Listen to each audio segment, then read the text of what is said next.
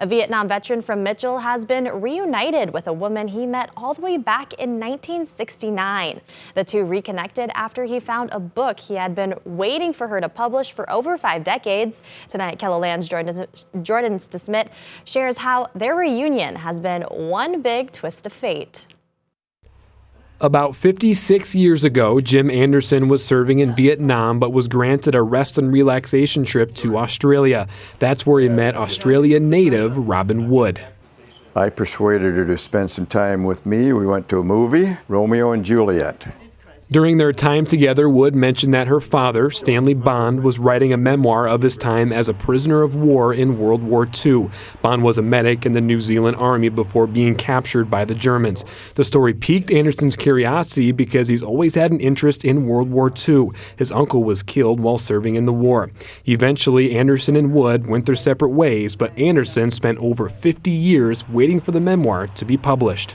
I would guess that I looked, when the computers got a little better, at a total of 15, 20 times I probably looked for this book over this period of time. And it wasn't until I retired that I was in a position to be able to spend some time putting the book together. Wood estimates it took her 6 to 7 years to edit the book called Twists of Fate. The book covers her father's life before, during, and after the war and came out in August of last year. Finally, Anderson had what he was looking for. And I'd hit the jackpot. Then Anderson reached out to Wood.